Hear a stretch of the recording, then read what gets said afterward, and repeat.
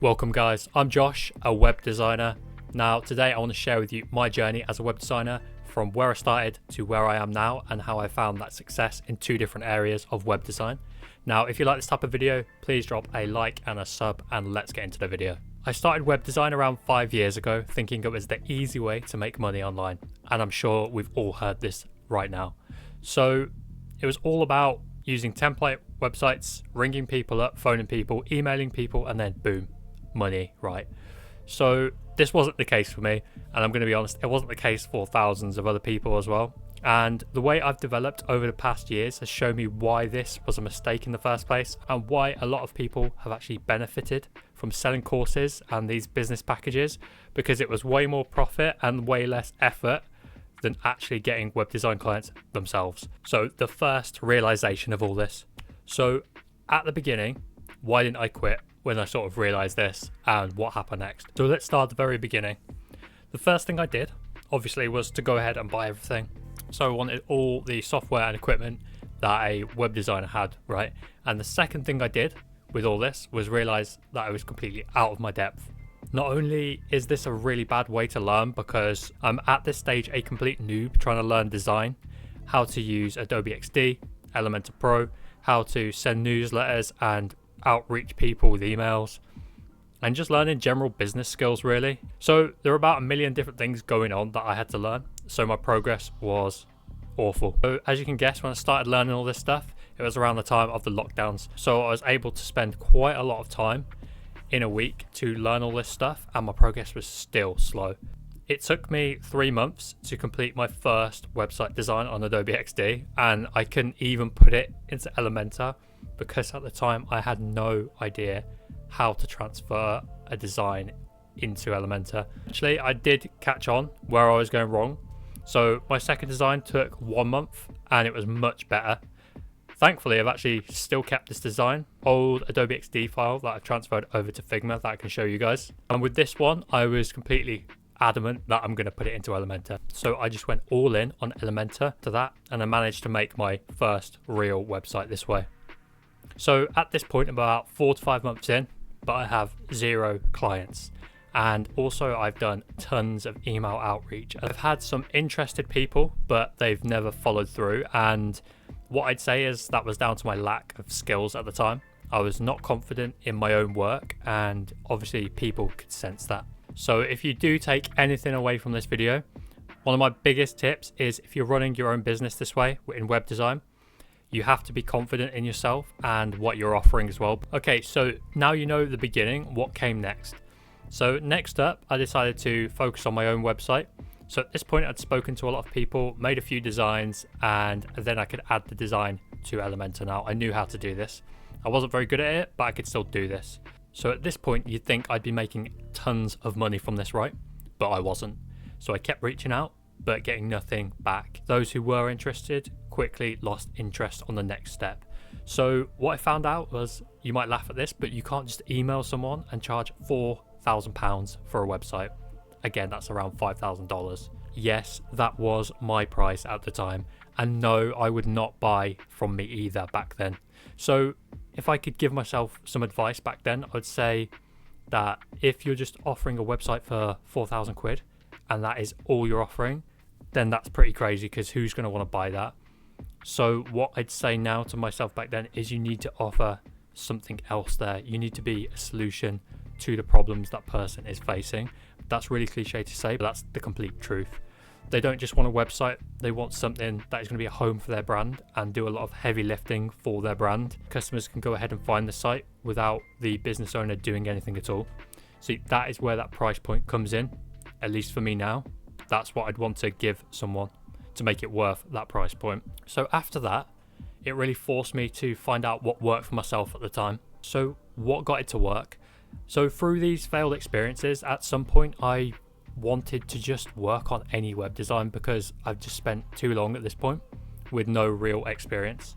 And obviously this came with a few depressing months, trying to find new offers, tweak them. It never worked, but it did hit me at some point that no one knew who I was, right? So what I decided to do was move over to LinkedIn and just start networking. So I got talking to a lot of people just by asking questions, And eventually I got onto the large missing piece. Now this missing piece here for what I was looking at was SEO, so search engine optimization. Now this can be really complicated, as complicated as you like, but I just needed something simple for what I was looking at the time was just local businesses, right? Just to help them move up the table in Google and rank locally. So more customers from their area are going to go ahead and find them. So through that, I had someone trial run me some backlinks, which is essentially just links to your website from another website that has more prestige than yours does. And especially if you're linking up with other local businesses, you can really create a network, and then Google just ranks you higher because of this. So again, for this, locally was key. So competing at a national level is pretty much impossible without a massive SEO budget, which is probably going to cost upwards of 500 quid a month. So what I wanted to focus on was something that actually worked for small businesses that I would work with myself. So it worked great because I just had the person that I spoke to on LinkedIn run my backlinks and guest posts, which freed me up to really think of what I could do with the package to really set my offer up that would actually make a difference for people and people would actually be interested in getting it. This is also when things really changed for me. This is when the idea sort of came together to have a super simple local package to run a one offer agency just in my local area. Now this package I set up for £60 a month.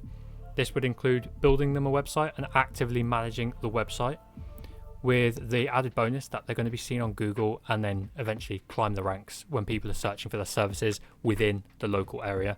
Now here you can see a quick snapshot of one of the clients right now.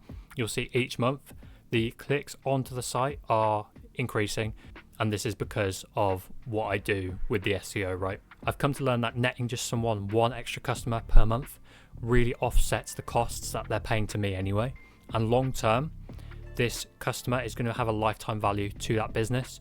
So the offer is really good. So why did I pick £60 then? If it's worth more, why is it just that? Well, I wanted to position myself above Wix and Squarespace because I found a lot of small businesses like to use Wix and Squarespace to run their own website, but then they don't really run it. They just leave it and wonder what happened, right?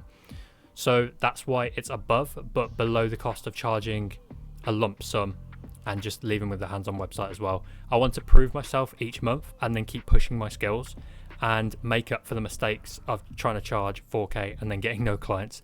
So I get this sounds weird, but the idea was to want to grow running my own business, because obviously nothing substitutes the real life experience when you're doing it day in and day out, and that was my access to that. So yeah, it doesn't stop there. So it's evolved since then. So what was my next step? During that time, I'd settled with the way that was working, right?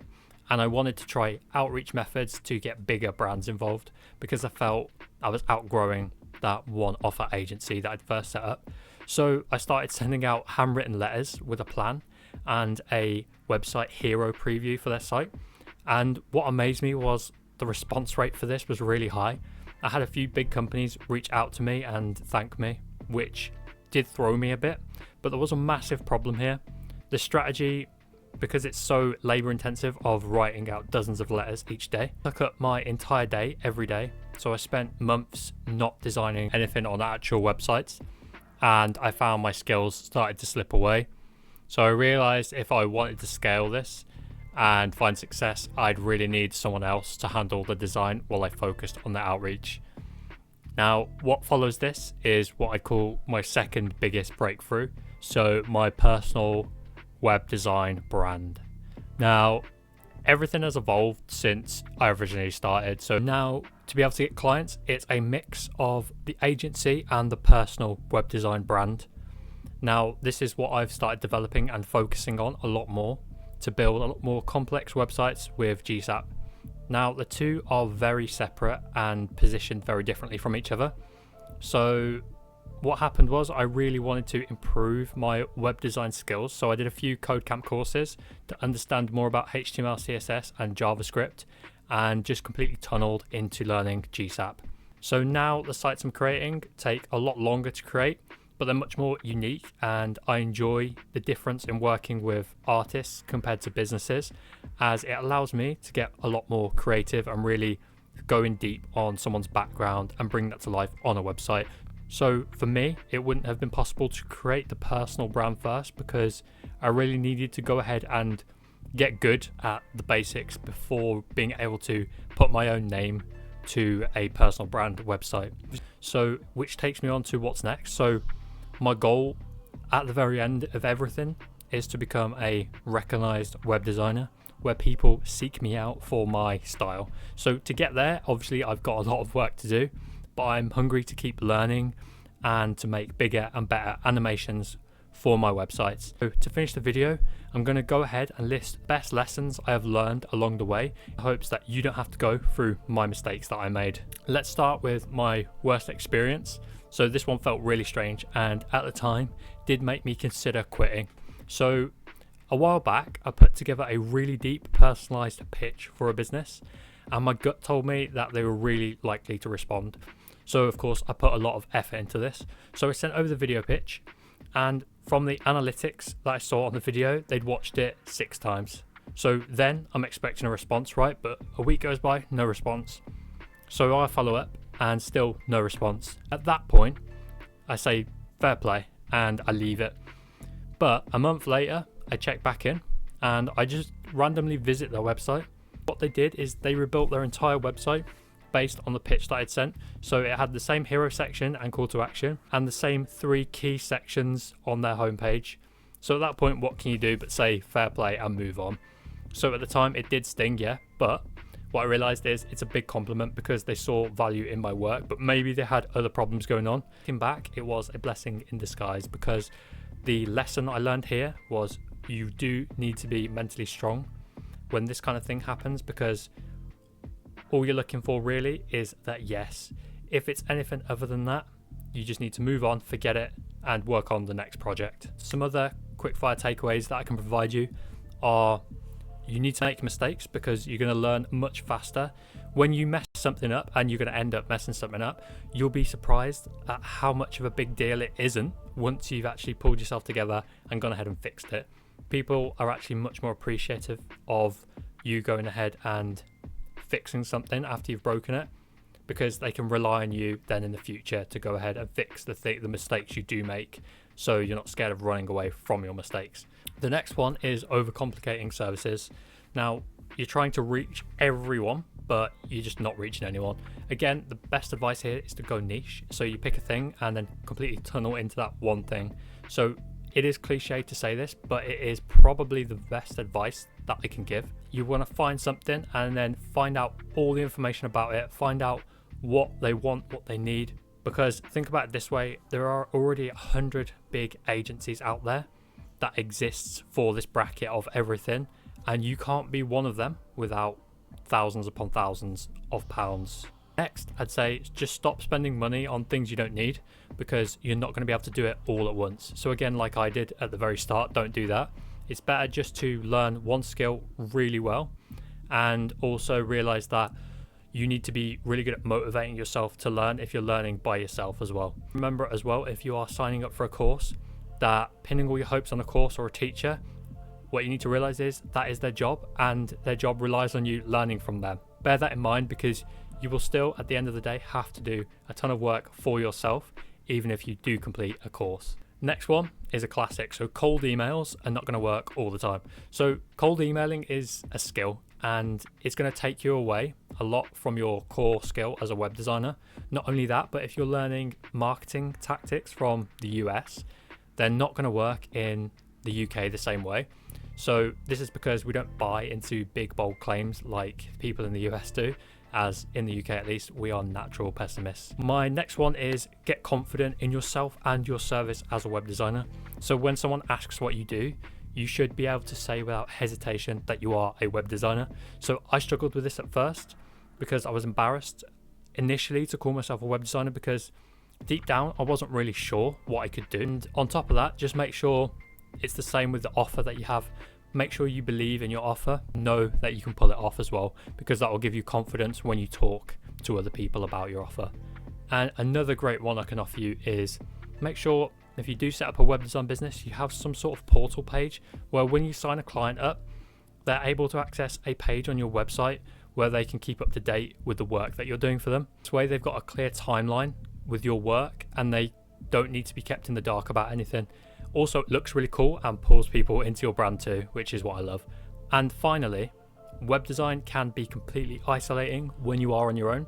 So advice is join a free community of other designers and just post your work there, because imagine you're spending 40 to 50 hours on a project and no one has said a word to you all week. It puts you in quite a depressive state some of the time. Again, freelance is great because you get to be your own boss, but that is the major downside right there. We're drawing to a close. I just want to thank you all for sticking around. Feel free to check out my other vids with GSAP tutorials. Other than that, I hope you found my journey useful to yourself, and if you want to see more, feel free to subscribe and also drop a like. And any comments with your thoughts would be massively appreciated too. Let me know what you want to see next. Cheers guys, and have a great day. I'll see you next time.